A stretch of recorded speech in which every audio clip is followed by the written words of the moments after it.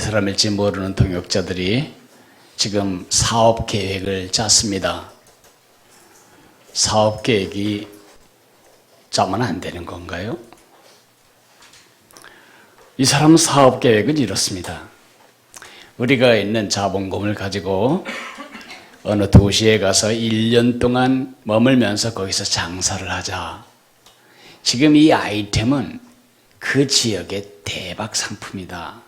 1년이면 투자한 것에 2배는 얻을 수 있다. 뭐 이런 계획을 다 짜고 1년 후에 우리 돈을 가지고 이제 돌아오자. 이런 계획에 대하여 하나님이 뭐라고 말씀하시냐 하면 훌륭한데 그렇게 말씀하지 않으십니다. 잘 됐으면 좋겠구나 그러지 않으십니다. 건방지고 악하구나 그렇게 말씀하십니다. 뭐가 잘못됐어요? 사실 자신만만한 이런 사업 계획을 가지지 않고는 절대 사업 시작하지 못해요. 지금 이 장사꾼들의 계획 같은 계획을 세우지 않고 장사를 시작하신 사람은 아무도 없습니다. 왜 하나님은 건방지고 악하다 16절에 그러한 자랑은 다 악한 것이라 이렇게 말씀하실까요? 너희는 그렇게 하지 마라. 너희는 그렇게 살지 말아라. 주께서 우리에게 주시는 반면 교사가 있습니다. 이 장사꾼의 실패로부터 배워야 할 참 크리스천의 삶을 살펴보도록 하겠습니다. 3가지를 제가 이 말씀 속에서 교훈으로 봤습니다. 첫째, 언제 누구와 어디서 무슨 일을 하든지 하나님을 의식하면서 하라. 하나님을 의식하라고 말하고 있습니다. 우리의 모든 계획에는 예수님이 전제되어야 하고 예수님이 기초가 되어야 되고 우리의 모든 계산 변수에는 예수님이 첫 번째 자리에 있게 하라는 것입니다. 왜 하나님은 이 사업가들의 계획에 대해서 허탄하고 건방지고 악하다고 말씀하실까요?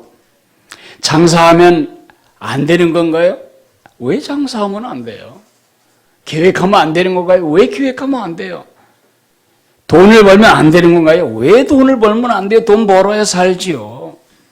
노력하면 안 되는 것인가요? 왜요? 노력해야 살죠. 지금 주님이 건방 떨지 마라, 악한 생각하지 마라고 말씀하시는 것은 계획이나 노력이나 돈 버는 꿈이나 그것이 아니라 그 계획에서 하나님이 생략되고 삭제되고 제껴놨기 때문에 하나님이 제껴졌어요. 여기 중에 한마디도 하나님이란 말이 없어요. 하나님이 함께 해주시면 하나님이 이미 주신 돈으로 하나님이 우리를 지켜주시고 하나님이 이 모든 과정에 인도해 주시면 이런 하나님이 완전히 제거돼서 하나님은 이 판에 끼시면 안 되는 분이죠. 어디 하나님이 감히 내가 지금 하려는 일에 개입해서 감나라 대추나라 하시려고 그래요? 적어도 이 비즈니스 판에는 하나님보다 내가 더 잘하는 거 아닌가요? 지금 누가 무시당하고 누가 멸시당하고 누가 웃기는 존재로 지금 제껴져 있나요? 하나님이. 그래서 하나님은 건방지고 악하다고 말하고 있는 것입니다. 왜 이 사람은 건방지고 악한 생각을 할까요? 하나님 없이도 얼마든지 자기는 그 도시에 갈 수 있다.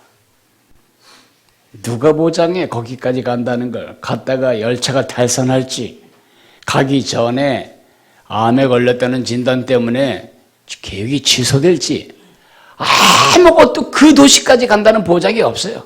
그 도시에서 장사한다고 하면 수요 공급의 원칙은 분명히 있지만 장사를 진짜 하게 될지 사기는 당하지 않을지, 사기를 안 당한다고 해도 진짜 그곳에 내 수요 공급의 원칙이 딱 들어맞을지 단 한 가지도 보장된 것은 없어요. 돈을 벌었다 칩시다. 그 돈을 내가 사는 동네까지 가지고 와서 은행에 입금하려는 보장이 있나요? 너무 많은 변수가 불확실해요. 그런데 마치 기상 예보하듯이 내일은 비 옵니다. 이건 틀림없는 대박입니다. 그러면 이 땅에 망하고 힘들 사업가가 어디 있겠어요? 삶은 불확실성으로 아주 가득합니다. 한 가지도 확실한 게 없어요. 그죠? 뭐가 확실해요? 여러분 오늘 일어날 일을 다 알고 계세요? 그렇게 바랄 뿐이지. 아무 일이 없길 바라고 그런 일들이 있기를 기대하는 것뿐이지 사실은 보장된 게 없어요. 그런데도 내가 모든 삶을 다 컨트롤할 수 있는 것처럼 하나님을 제켜놓고 하나님을 싸그리 무시하고 하나님을 생략해버리고 하나님을 삭제해버리는 그 마음의 생각에 대해서 하나님은 악하다, 건방지다 그렇게 말씀하는 것입니다. 여러분이 참 크리스천이라면 작은 결정 하나에도 예수님이 인도하시면, 예수님이 기뻐하시면, 예수님이 그렇게 인도하시면 늘 하늘의 왕을 내 모든 계산의 변수 맨 앞에 두어야 합니다. 하나님이 없다. 성경에 보면 어리석은 자는 그 마음에 이르기를 하나님이 없다 하도다 그랬습니다. 어리석은 사람입니다. 그죠? 하나님 없다고 내 주먹을 믿으라 그런 사람 보면 이제 어리석지요. 제가 그런 사람이었는데 지금은 그 사람 보고 비웃고 있습니다. 근데 더 웃기고 더 바보 같고 더 멍청한 짓은 뭐냐면 하나님이 있어! 그렇게 말은 하면서도 삶은 하나님이 없는 것처럼 살아가는 사람은 훨씬 더 멍청한 사람이고 훨씬 더 어리석은 사람입니다. 성경은 말합니다. 너는 마음을 다하여 주 너희 하나님을 의지하고 의뢰하고 네 명철을 의지하지 말라. 너는 범사의 그를 인정하라. 그리하면 그가 네 길을 지도하시리라. 잠언 3장 5절 6절 말씀입니다. 여러분 무슨 계획을 하든지 무슨 선택을 하든지 무슨 결정을 하든지 하나님을 지켜놓지 마세요. 그렇게 내 현실에 별로 도움이 안 되는, 있어도 괜찮고 없어도 상관없는 하나님이라고 모르고 하나님 믿어요? 에? 내가 변수에 넣어도 큰 차이가 없고 변수에서 빼도 별 차이가 없는 예수라면 뭐로 그런 예수를 믿냐고요? 전능하사 천지를 만드신 하나님 아버지를 믿사오며 그렇게 고백한다면 그 고백대로 여러분의 모든 삶에 하나님을 인정하는 것이 참 크리스천의 삶입니다. 두 번째, 언제 어디서 누구와 무슨 일을 하든지 죽음을 의식하고 사십시오. 죽음을. 여기 지금 아이고 우리 어린 손녀딸도 앉아 있는데 그 앞에서 죽음을 의식하라는 말이 참 제 마음이 편치 않지만 지혜로운 사람은 잔치집에 가 있지 않고 그 마음이 장사집에 가 있습니다. 왜요?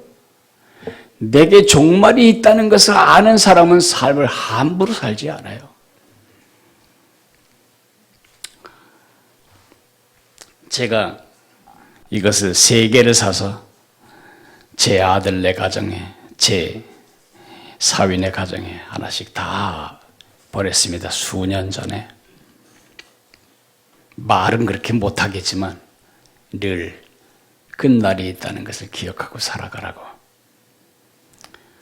이 참 시간이라는 게 그렇습니다.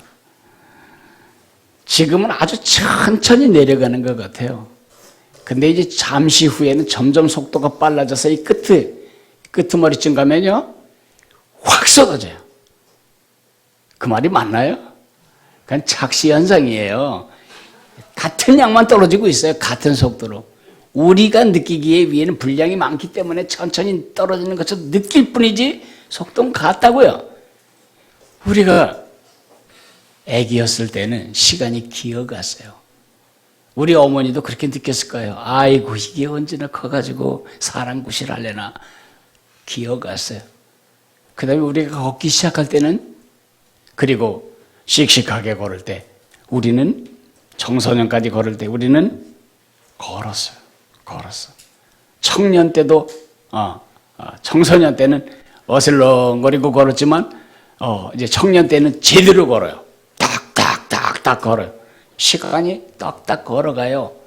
중년이 되면 시간이 뛰기 시작하지요. 노년이 되면 시간이 날아가고 죽을 때는 어떻게 하죠? 없어요. 여러분이 단 1분도 여러분의 재산으로 연장할 수 없어요. 생명이 떠나면 끝이에요. 생명 연장이라고 하는 것은 영구히 되는 일이 아니에요. 그것도 어느 시점 가면 끝나요. 그 다음에는 어림도 없지요. 이 장사꾼의 큰 착각은 뭐냐 하면, 나는 1년 동안 살아있을 권리가 있다. 이렇게 말하는 거나 다름이 없다는 거죠. 1년간 살아있을 확신은 없어요. 예. 오늘 14절에 뭐라고 말하냐 하면, 내일 일을 너희가 알지 못하는도다. 너희 생명이 뭐냐? 너희는 잠깐 보이다가 없어지는 안개니라. 내일에 대한 권리가 제게 없어요. 전 내일에 대한 권리가 없어요. 내일이 있으면 바라는 마음은 있지만 내일은 반드시 있어야 합니다. 하나님 내일 없으면 해고입니다. 그렇게 할 수 없어요. 내일에 대한 권리도 없고 내 날에 대한 권리도 없고 내 년에 대한 권리도 없어요. 여러분, 내일 이 시간쯤 되면 대한민국에서 800명이 죽습니다. 하루에 800명씩 죽습니다. 이 땅에서. 그 중에 정말 자연수를 다 해서 이렇게 노환으로 이제 우리가 아주 원하는 그 있잖아요. 뭐 8899 그 있잖아요. 왜 88하게 99세 살다가 3일 동안 앓고 죽고 싶다. 소망사항이지.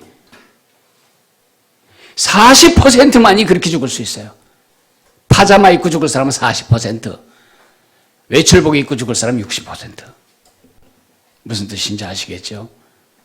우리의 죽음은 우리가 생각한 대로 죽어지지도 않고 우리가 생각한 시간에 오지도 않아요. 병원에 가서 영안실에 가보면 NO! 뭐 이런 말, 영화에 보듯이 안 돼! 그렇게 말할 권리가 우리에게는 없다는 것입니다. 그렇기 때문에 죽음을 의식하며 살아가야 합니다. 내일은 내 날이 아닙니다. 1981년에 제가 혓바두 쪽을 잘라내고 살다 죽다 그것을 3일 동안 경험했어요. 꼭 발목 묶고 고무줄로 묶고 뛰어내리는 그것처럼 살다 죽다. 그때 죽음이 가장 가까웠겠죠. 그러나 지금 그때 살아있기 때문에 나는 어느 때보다 죽음에 가까이 있습니다. 내일이 되면 죽음에 더 가까이 갈 겁니다. 모레는 훨씬 더 가까울 것입니다. 혹시 10년 후에 내가 살아있다면 아주 가까울 것입니다. 내가 오늘 이렇게 여러분에게 죽음에 대해서 설교하지만 젊고 어린 우리 다음 세대보다 제가 더 먼저 갈 수도 있습니다. 그건 아무도 모릅니다.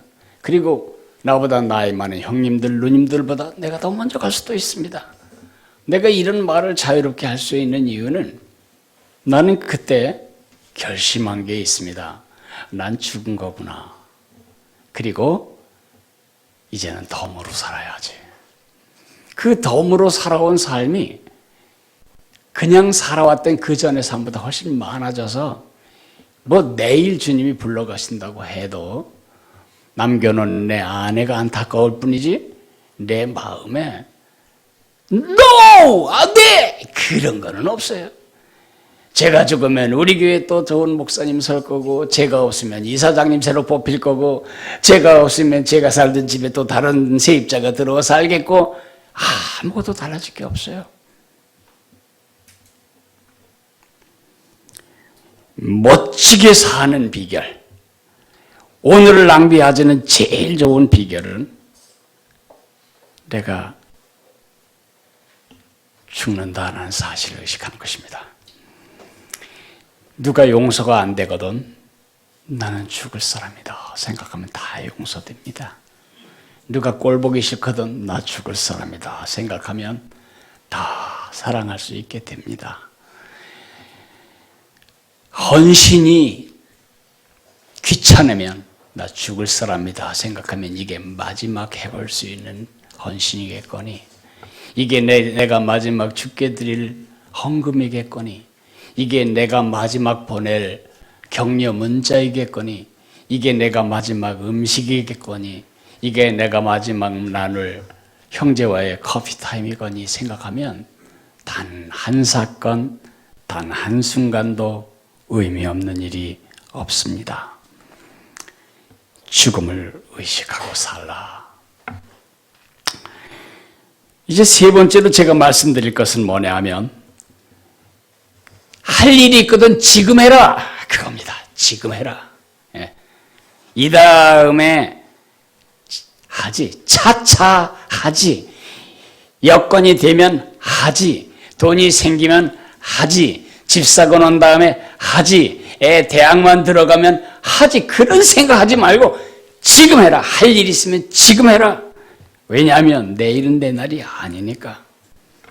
17절에 그러므로 사람이 선을 행할 줄 알고도 행하지 아니하면 죄니라. 사람이 선을 행할 줄 알고도 행하지 않으면 죄니라.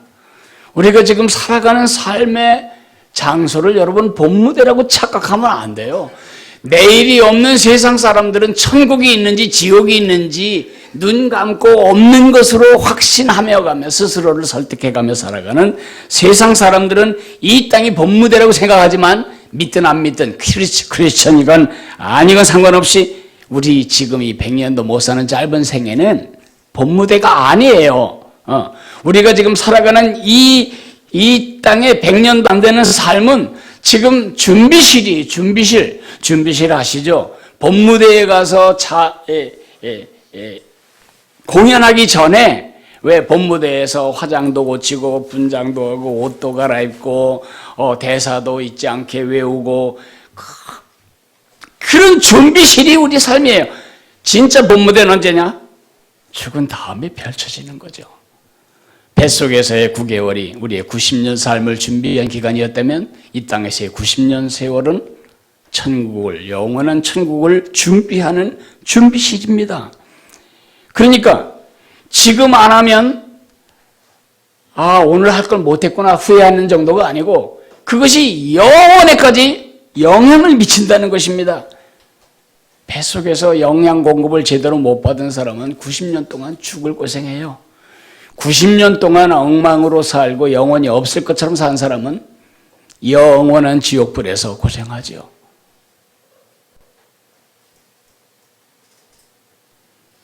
여긴 본무대가 아니에요.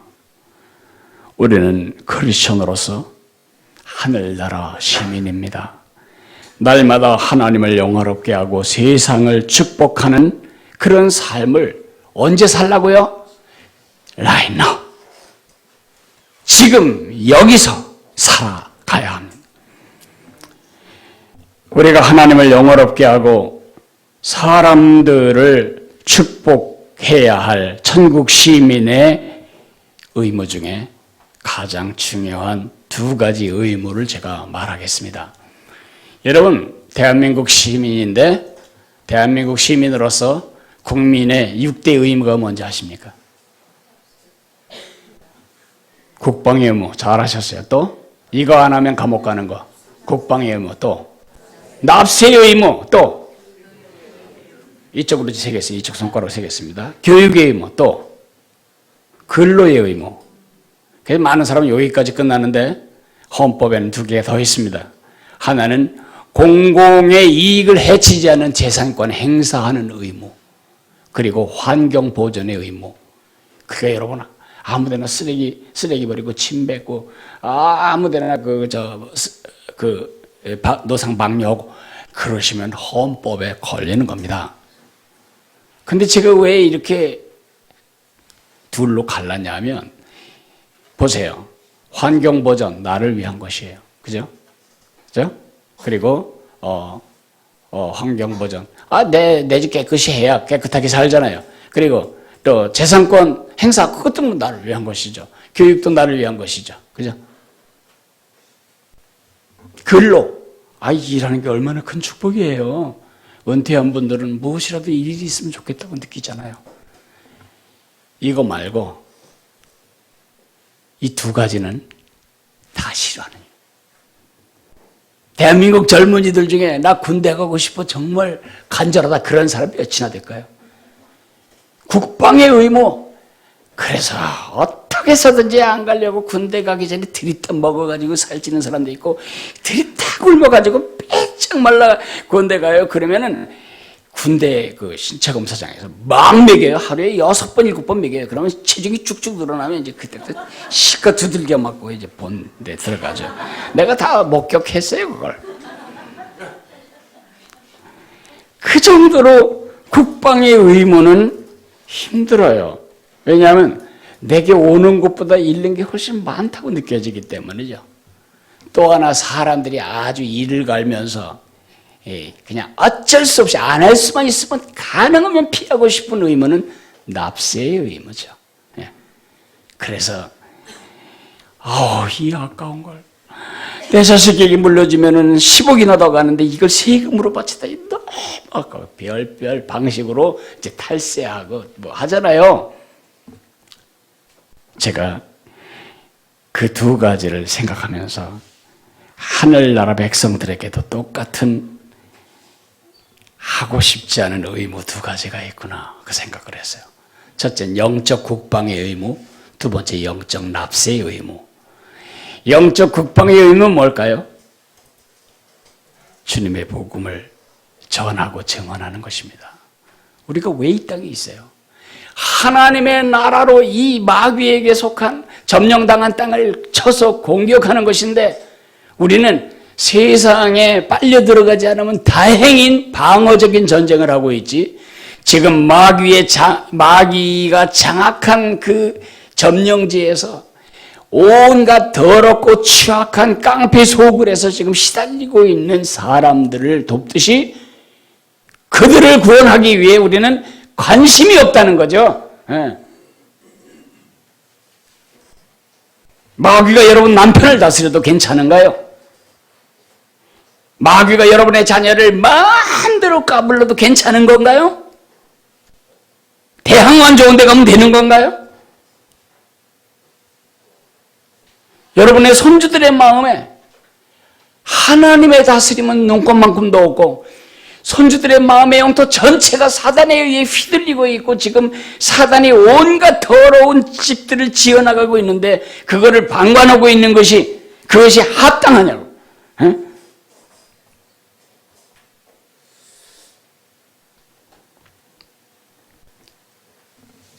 친정 부모님이 지금도 예수님을 알지 못한 채 지옥으로 달려가고 계신데, 그냥 그분의 자유지, 그분의 선택이지, 그렇게 너그럽게 보는 게 진짜 아버지를 사랑하는 딸의 자세냐고요.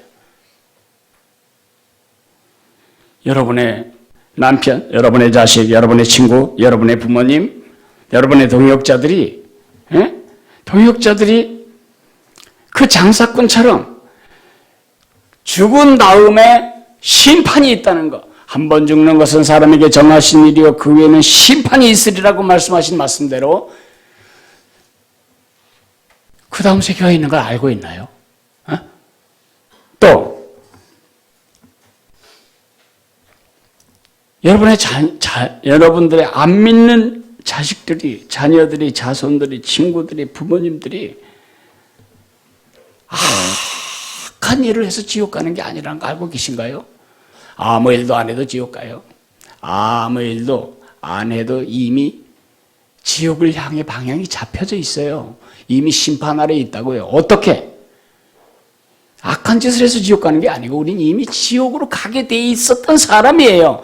오죽하면 다른 방법이 없으니까 하나님이 하나님 옷을 벗고 사람의 옷을 걸쳐 입으시고 이 땅에 오셔서 십자가의 죽으심으로 우리의 모든 죄값을 다 창조주로서 피조물을 위해 지불하시고 그 한 분 창조주 하나님의 죽음으로 우리를 그 죄에서 마귀의 다스림에서 지배에서 압제에서 노예상에서 우리를 건져내셔야 했을까요? 그렇게 구원받은 우리의 첫 번째 이 땅에서의 존재 목적이 뭐예요? 어디 가서 사업하고 돈 버는 거 아닙니다. 존재 목적은 내가 무엇을 하든지 마귀에게 점령당한 영토를 몰아내고 내 마음에서 몰아내듯이 내 가정에서 몰아내고 내 관계에서 몰아내고 우리 사회에서 몰아내야 되는 것입니다. 그걸 안 몰아내니까 우리가 그렇게 살지 않으니까 우리 사회가 그리스도인은 그리스도인대로 교회 가서 예배하고 사회는 사회대로 어두워지는 거죠. 어떻게 하라고요? 지금 하라고. 지금 하라고.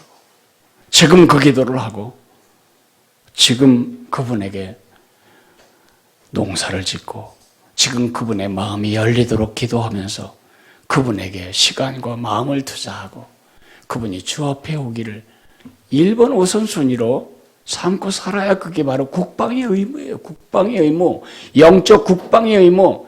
하나님의 백성들이 귀찮은 건 다 하나님에게 맡겨놓고 나는 그저 편하게 살 거야. 하나님 백성답지 않아요. 두 번째, 납세의 의무에 대해서 말하겠어요. 우리는 세금을 안 내면, 세금을 잘라 먹으면 뭐라고 말하냐면 탈세, 탈루. 그래서 아주 불명예로 여겨요. 장관 될 때 어려워요. 뒷주소 다 해보면 그것 때문에 낙마도 하고 구설수에 오르잖아요. 저 사람 세금 잘라 먹은 사람이야. 돈 아꼈는데 왜 그렇게 욕해요? 그건 우리의 규칙이에요. 많은 사람들이 도둑질을 하고 있어요. 세금으로. 왜 도둑질이죠?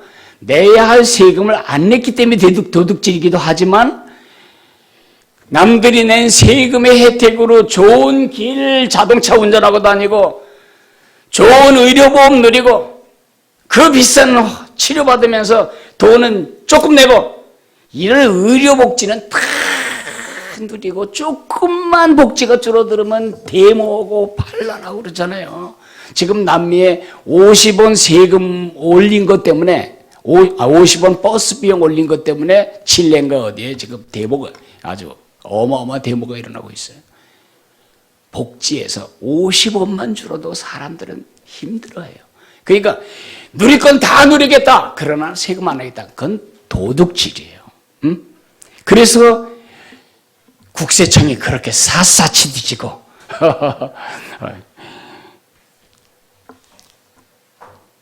세금을 안 내면 감옥에도 보내고 추징금도 물고 그리하는 거죠. 그러면 세금을 안 내면 어떤 일이 벌어지죠? 고스란히 공무원들 다 해고해야 하고 공공에 돌아갈 복지가 다 끝나면 우리 곧바로 우리 삶이 황폐되는 거죠. 그러니까 내가 낸 세금으로 남들이 누리는 것이 지겹다? 그러면 남이 낸 세금으로 내가 누릴 것도 포기해야 되는데 우린 그 반대로 한다는 거죠. 누리는 건 왕창 누리고 세금은 안 낼 수 있으면 안 낼 가는 그것을 우리가 도둑심보라고 비난하면서 하나님 나라의 11조는 우리가 어떻게 생각하죠? 옵션으로 생각해요. 11조는 율법 아니에요. 율법 이전에 창세기에 아브라함이 시작했고 율법 시대, 구약 시대에 했고 율법 이후에 예수님이 11조를 당연시 여긴 우리 크리스천 하늘나라 백성이 되는 순간 처음 시작해야 할 일이라고요. 근데 우리는 아주 이 다음에 믿음이 아주 좋아진 다음에 그 다음에나 할 일이 11조인 것처럼 착각하고 살아간다는 거죠. 천만에 11조는 하늘나라 백성들의 영적 납세예요. 그것을 하지 않으면 어떤 일이 벌어지죠? 하나님 나라가 기울어져요.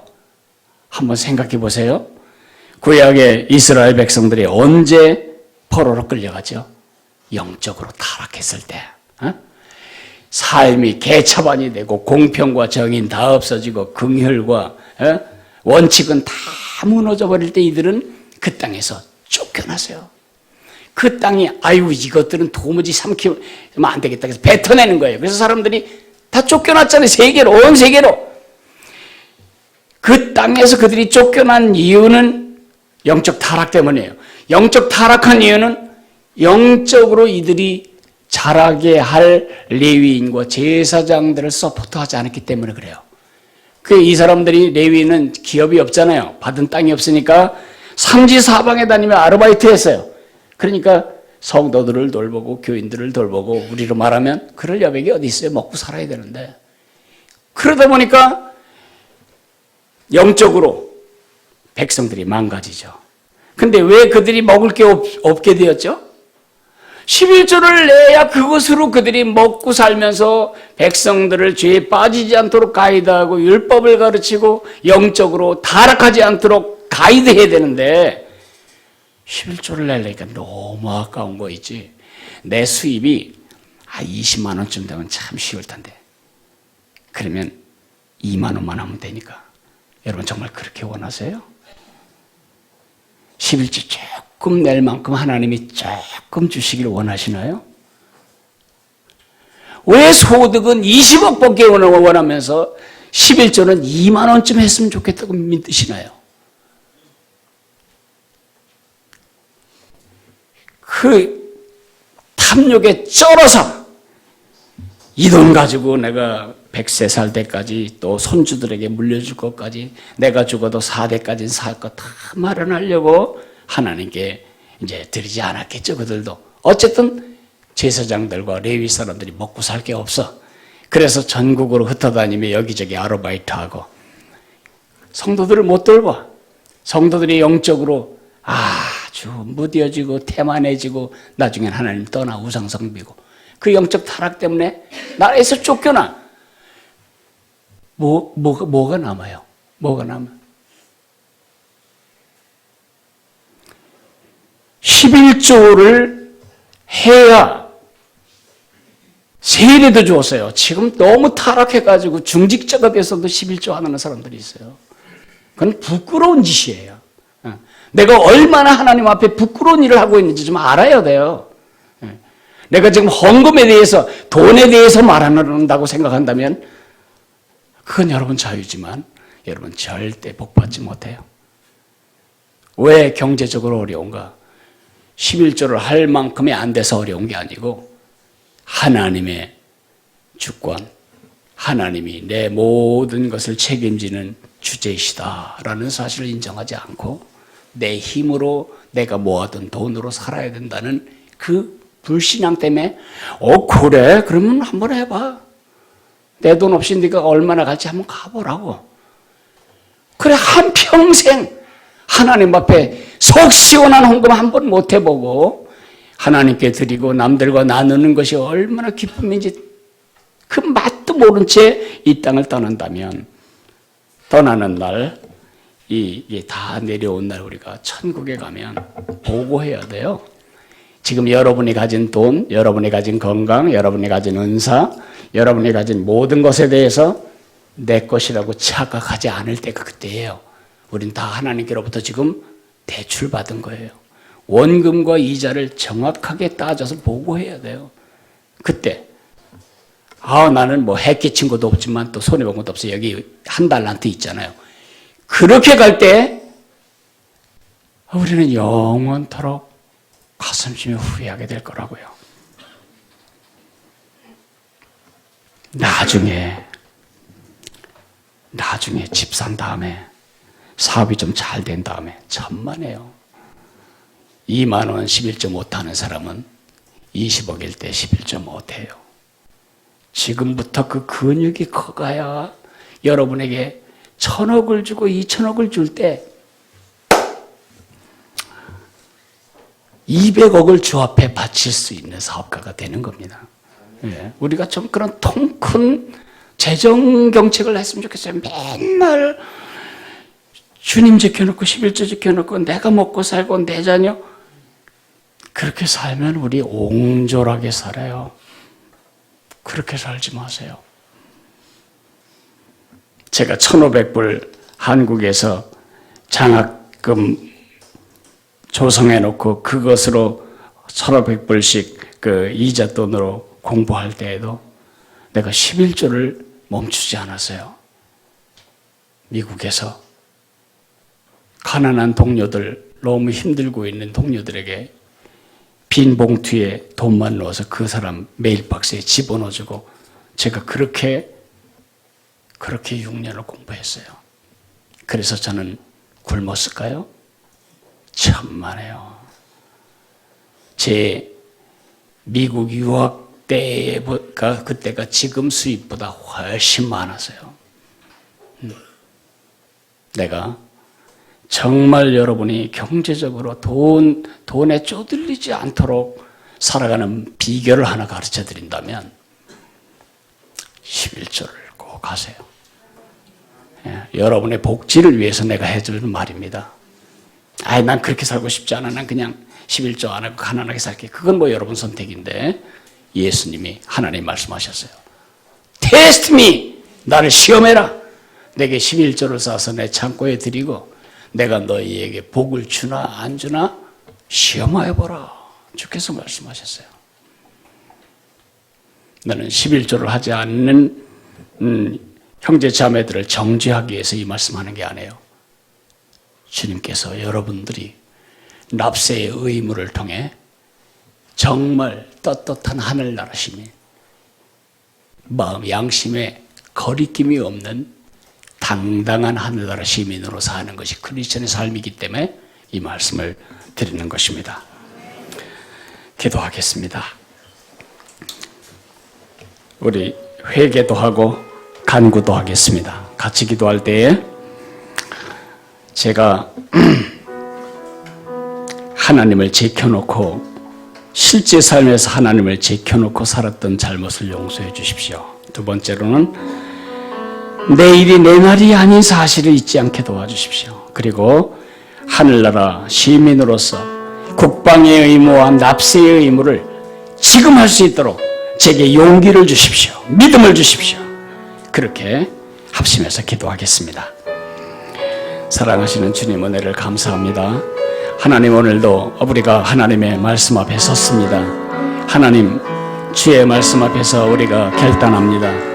날마다 내가 무슨 일을 하든지 아버지 하나님이여 하나님을 의뢰하고 내 명철을 의지하지 않기를 결정합니다. 날마다 내 삶에서 내 계획에서 내 선택에서 내 결정에서 하나님을 제켜놓지 않기를 원합니다. 또한 아버지 하나님이여 내일은 내 날이 아닙니다. 내일에 대한 권리가 내겐 없습니다. 뭔가를 해야 한다면 지금 해야 합니다. 바로 오늘 여기서 해야 합니다. 특별히 하늘나라 시민으로서 아버지 하나님이여 납세의 의무와 국방의 의무를 소홀히 한 죄를 용서해 주시고 우리가 날마다 이 땅에서 아버지 하나님이여 하늘나라 시민의 아버지 하나님이여 기본 의무를 충실히 감당할 수 있도록 저희들에게 믿음을 주시기를 간절히 빌고 원합니다. 우리의 옛사람의 속성은 아끼는 것입니다. 하나님께 드리는 것도 아까워하는 마음을 물리쳐 주시고 우리가 날마다 하나님 안에서 주어지는 풍성함을 누리도록 복을 주시기를 원합니다.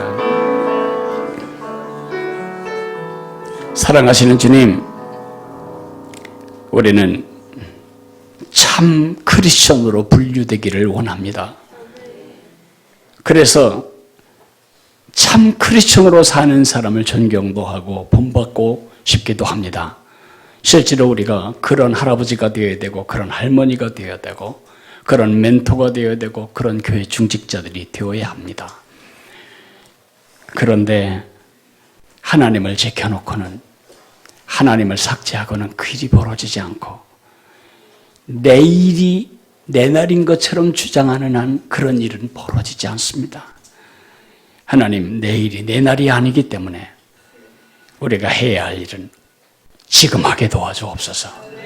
특별히 우리가 하늘나라 시민임을 긍지 있게 생각하면서도 얼마나 많은 때 영적 국방의 의무를 회피하고 기피하고 병역 기피하고 군대에서 탈영하고 영적 납세의 의무를 하지 않기 위해 이 핑계 저 핑계 다 대고 그리고 빠져나가고 그렇게 함으로 스스로가 하나님의 백성의 영광과 권위 그리고 긍지를 잃어버리고 살아왔는지 모릅니다. 아버지 하나님, 명예롭고 당당한 하늘나라 시민으로서 지금 그런 의무를 감당함으로 지금 내가 사는 이 세상과 영원에까지 미칠 축복을 예비하는 준비하는 저희들이 되도록 힘을 주시기를 원합니다. 강영구 장로님, 윤미애 권사님, 이예순 권사님, 노시연 집사님, 주필